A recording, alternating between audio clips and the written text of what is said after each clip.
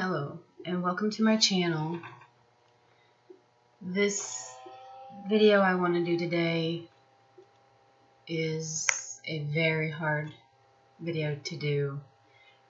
I'm not 100% sure that I will have the courage to even post it. But I would like to talk about what is it like living with a narcissist.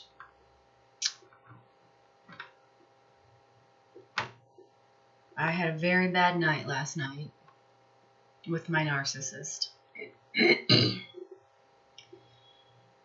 And I'm going on 4 hours of sleep. And I'm thinking that if nothing else, this is an opportunity to record myself and for the situation to be as real as it could be. My words to be as real as it gets. They talk a lot about the phases, the narcissistic phases, and they pinpoint you and they love bomb you and discard you and all the phases in between.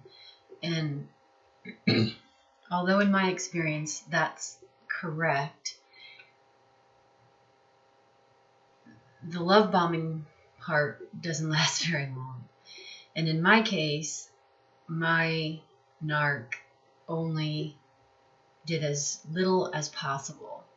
I think it was his goal, I think it is his goal, to see how little he can actually give a person and get his hooks in. I think he enjoys that. There was a situation early on when I had just met him, and he presented himself as being in dire circumstances, and the world was unfair to him, and he'd been misjudged, and he had taken responsibility for some things that he didn't do, and he found himself in a really bad way. He had a legal history. I did what I thought I could do to protect myself. I actually did a background check on him, and everything he said pretty much was true. It seemed true by looking at his record. I had been married for 24 and a half years and only got divorced because we lost our child. So I knew what it was like to be in a committed, faithful relationship for many, many years. But I guess that also made me very naive. And he saw that, and he saw me coming because he saw I had, I think my son had only been gone a few years, 3 or 4 years. Now I'm trying to think, maybe 4 or 5 years since when I met him. And I had really been through a lot of the worst of the grief. Of course, you never, ever get over it, but I had pulled myself together, let's just say, and I had tried to fix myself from some of the reactionary mistakes I had made after my son's passing. So I had been in a relationship after my divorce, and it ended in infidelity. And I ended that relationship, and I was, living in a house by myself, raising my kids. And I met him through a friend who said, he's so cute, and you just love him, and he's so sweet, and he's, and he's talented, he's an artist, he's, so creative. And, we started talking, and he sucked me in. We texted back and forth day and night, and he was living in a very, very rundown apartment with no bathtub, and I felt sorry for him, and I fell for his stories hook, line, and sinker. And I started inviting him over to my house, and I had never been around someone with such evil intent, so I didn't see it. There was one situation when I was at his apartment, and I had gone over there. My daughters were teenagers, and I had gone over there late in the evening, like I think it was around 10:30, because he is the kind that is up all night and sleeps all day. But at any rate, it was like 10:30 at night, and I had the kids were already in bed, and I went over to his house. It was several blocks away, but not that far. And I had a pair of pajama shorts on and a t-shirt.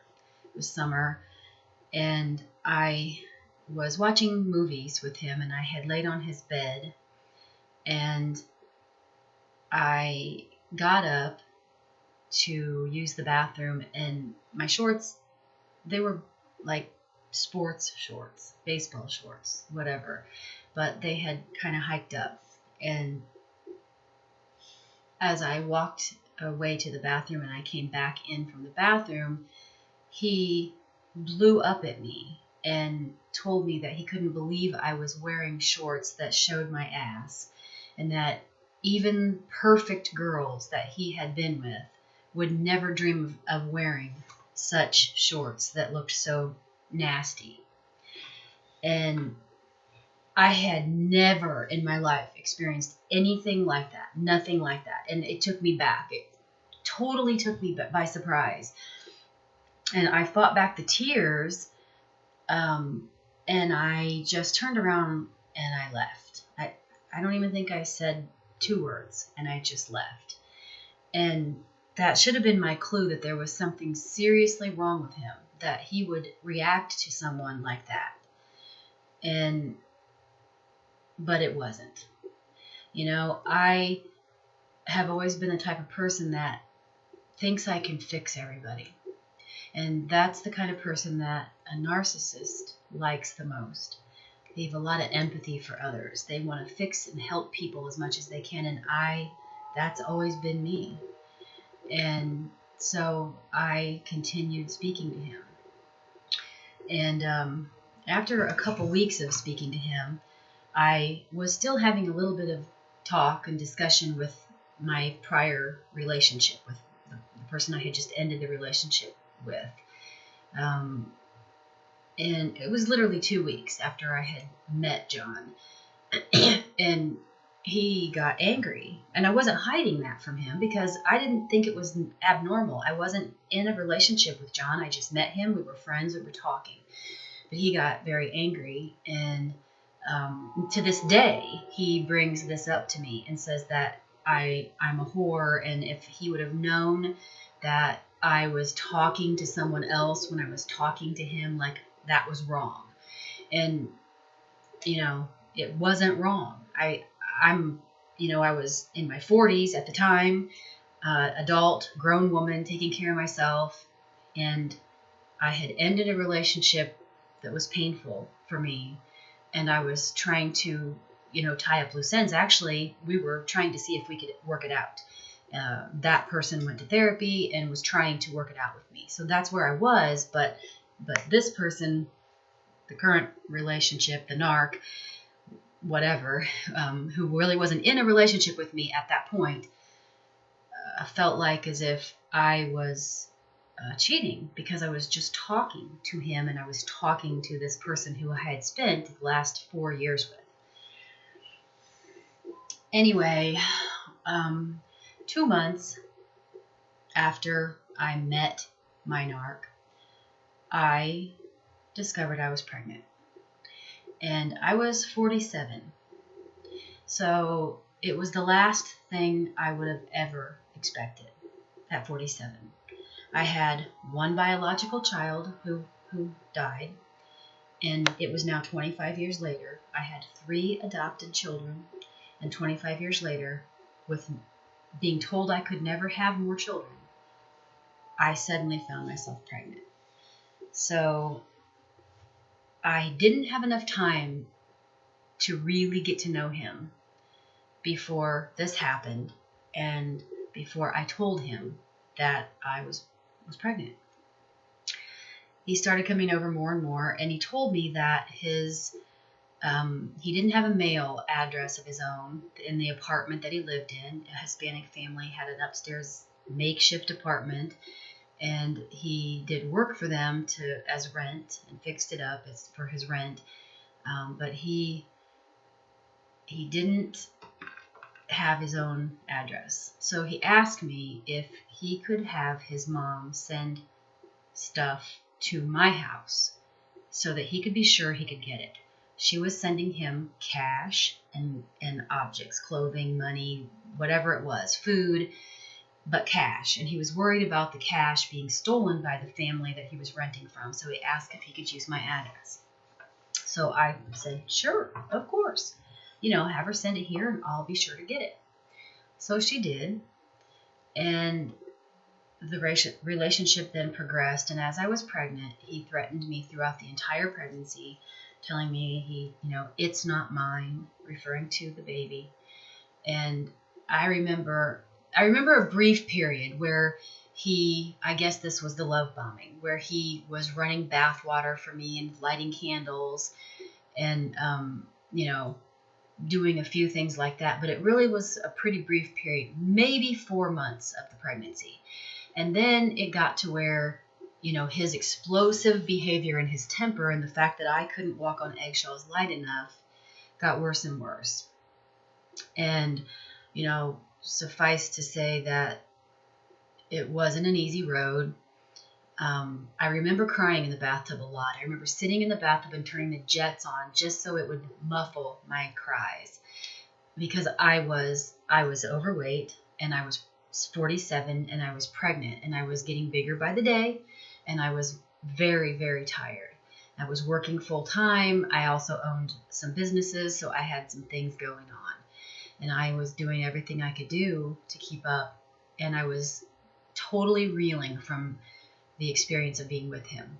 I had never been in a relationship before where anyone called me a name of any kind, except maybe bitch. And that, I don't even think I recall that. But if so, it wasn't a traumatic thing. This was traumatic. This was extremely traumatic. I was being called cum dump.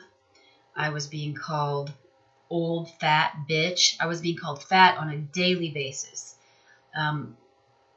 It was terrifying. When my daughter was born, she was, I think it was it was November, because it was Thanksgiving. It was the day before Thanksgiving.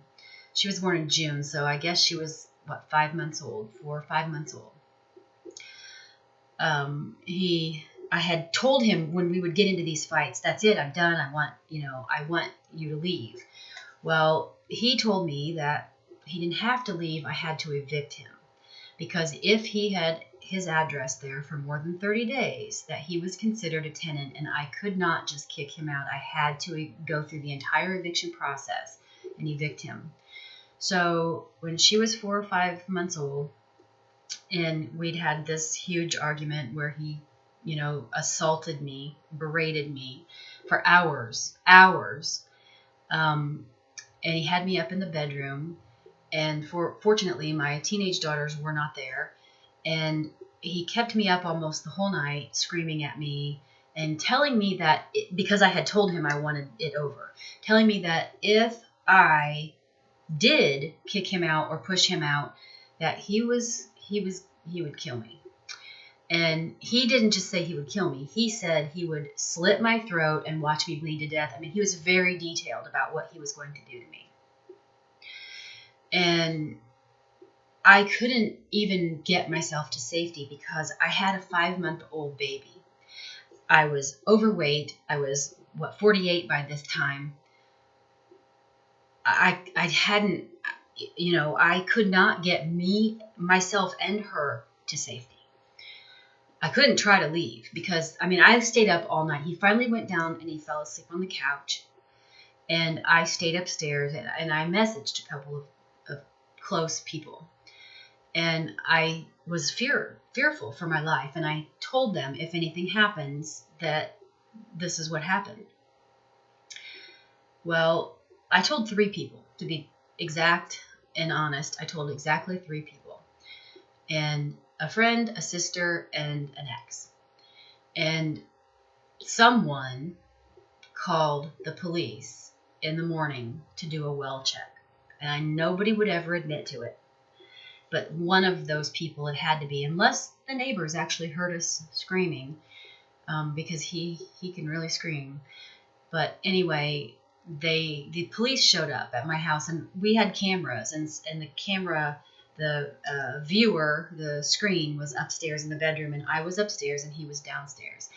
And I had the baby with me, and I had already figured out it was now Thanksgiving, and I was just going to act like everything was fine, and I was going to, get ready around 11, and I was going to say I'm going to my mom's for Thanksgiving dinner, because of course he would never go anywhere with me, and I was going to just make my exit that way, and I wasn't going to go back till I figured out how to get him out of my house. Well, I heard a knock at the door, and I looked at the cameras, and I saw 2 police officers, and it scared me beyond belief, because he had already told me that by the time the police could get the door open, that I would already be dead. He had guns, which he is not supposed to have, and he had me believing that he would actually do this. So I knew the door was locked, and the police were at the door, knocking. He woke up, and because he is not scared of police, he looked out the window and saw that it was the police, and he didn't open the door. He came walking upstairs. At this point, I am shaking so bad that I think I'm going to pass out.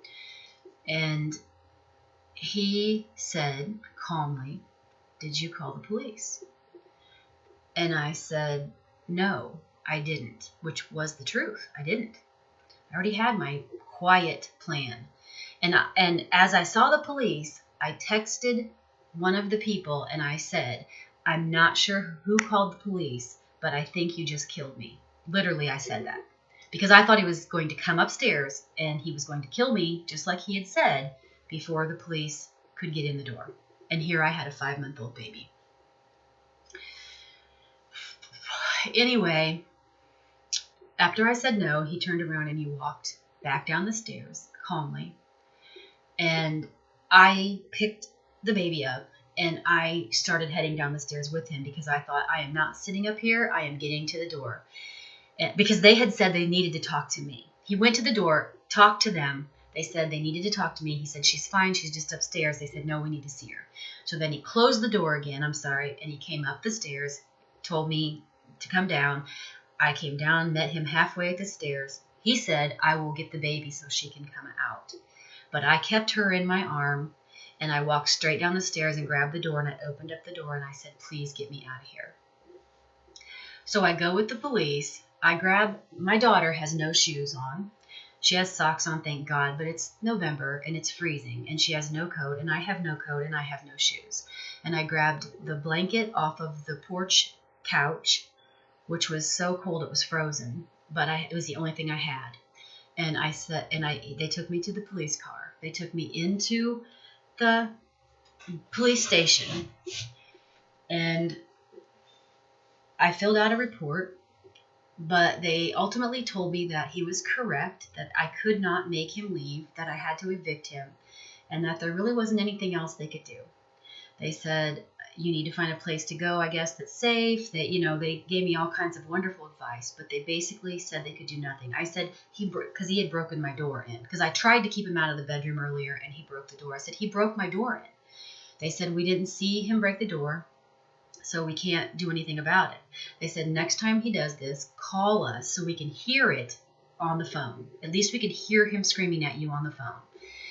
And they said that they were familiar with him. They were familiar with his past, and that they would love to get him. In fact, they actually tried to think up some ways that they could try to get him on another situation and at least get him out of the house for me, but they weren't able to think of anything. So I ended up eventually going back. I went back many times. That's just one episode. That's just one of many episodes. Another episode, he did this same thing. I tried to tell him I was leaving. I got to the car, thought I had the door locked. This was recently. about a year and a half ago. And the door was not locked. He came out and he proceeded to bend my door backwards so far that it broke the door and the front quarter panel. It cost $2,000 worth of damage. And I did go to the police, and they put him on something where if he didn't get in trouble for a year, it would come off his record. He put himself in therapy when that happened, but the truth is that he wasn't there to. He was there because he knew he was in trouble, and he was trying to make himself look good. It wasn't anything at all to do with actually wanting to change. So here I am, 4 years in June. It'll be 5 years soon that I have spent with this person. And I decided to have a channel because I'm still in the situation, and I am trying desperately to learn and educate myself and figure out how to get out. And I thought that it would be nice to have some kind of a record, and maybe if anything did happen to me, there would be some kind of a record showing, maybe what happened or what situation I was in. When I started, I really didn't want everyone to know that I was in the situation still. But I can't really talk about recovery. I can't really talk about, surviving the abuse until I'm at that point. What I do in my life now is I do a lot of gray rock. I absolutely do not share any of my personal information with him, as little as possible. I do not tell him how my day was. I do not tell him who my friends are, who I talk to, which is minimal really, because I spend a lot of time working. But I keep to myself, and I try my best to raise my daughter, and I still have these glimmers somewhere of stupidity / hope that he could change, even though I know he can't. When I started recording about a year ago his rages, and I can't get the beginning of them, but I can always get within just a few minutes in. And the reason I did it was because I really thought, I've tried everything, he's made me feel crazy. I don't know, is it something I'm doing? I'm willing to do anything. I'm willing to do anything. I was the one in a 24-and-a-half-year relationship. I know what it's like to have rough times, and I was, I'm willing to do whatever. And everything he would always say was my fault, and he still does. It's my fault. I came at him a certain way. Well, my mannerism is actually very meek, especially compared to him. He is 6'5", 300 pounds. He is 100 pounds bigger than me. He is threatening, scary when he's angry. When he's angry, he's scary. My daughter is now 4, or almost 4 rather, and I see her developing some anger, and we had a really bad situation last night, which she saw, and she heard everything, and she actually tried to say some cruel things to me that he had said.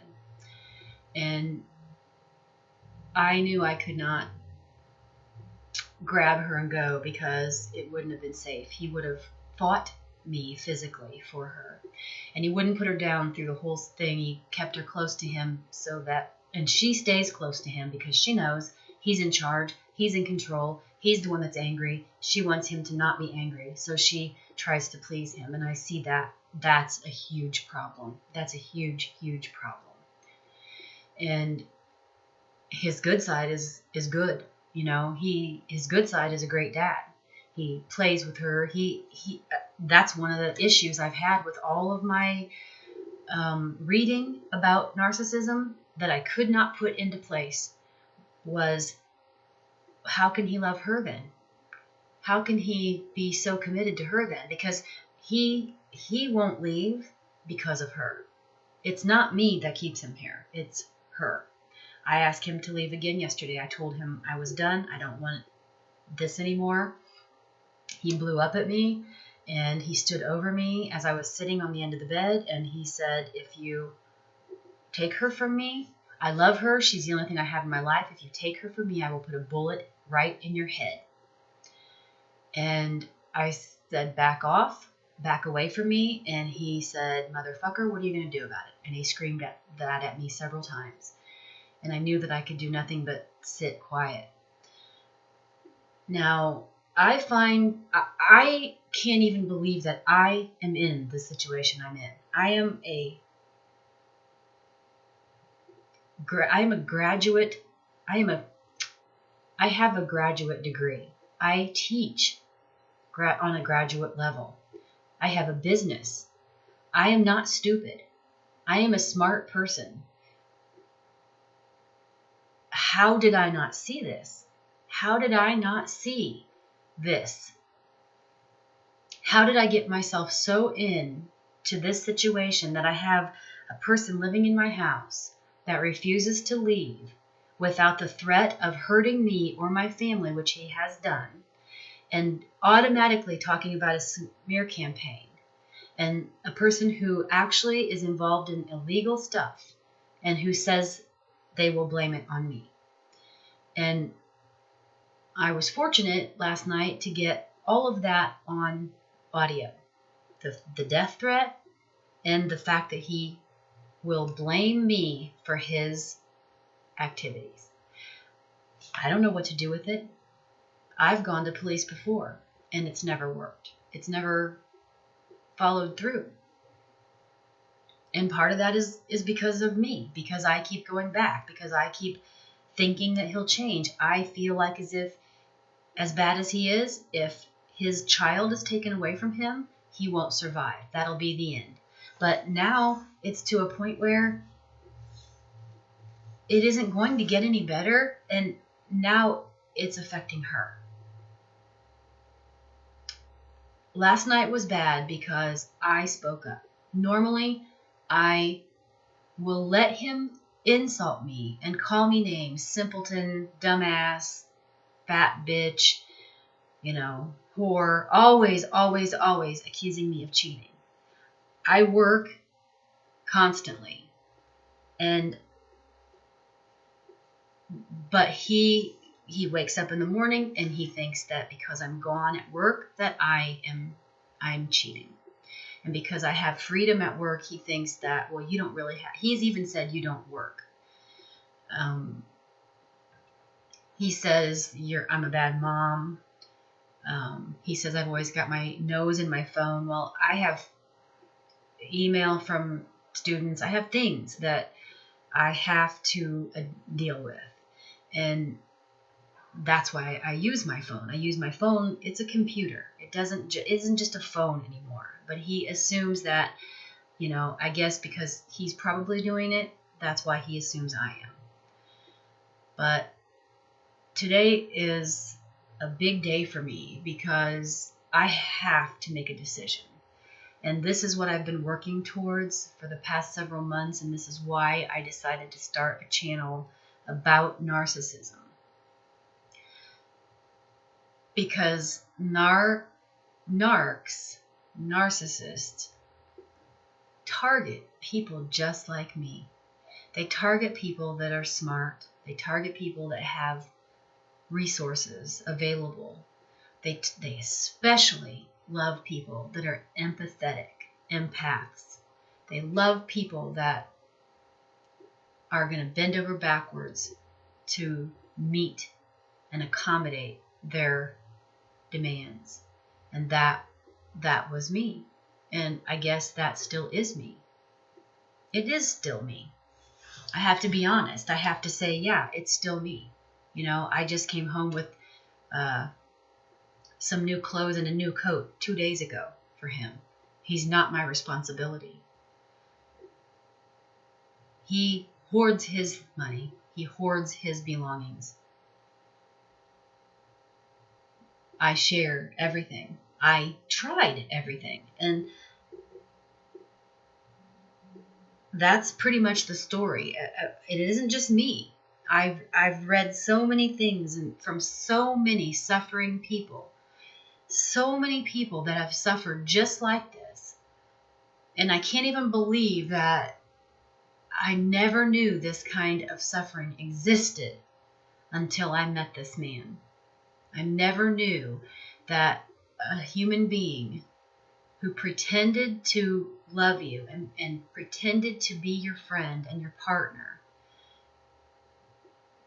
could be so deceitful and cruel and be able to, talk his way out of everything so many times. So I guess this is a really long video, and I'm sorry for that. And I would love to hear other stories, and maybe together come up with a source of courage to make the necessary move to get out of our situations and protect ourselves. And I want to take a moment to thank all of the people that take their time to make videos about narcissists. There are several that I watch and have watched pretty much every episode. In fact, many times, some of them. And they help more than you would realize. So just thank you for taking the time to do those. And whoever's watching, I guess we're in this together, figuring a way out. So that's what this is all about, really, is figuring a way out for me right now at this point in my life. So thanks for watching.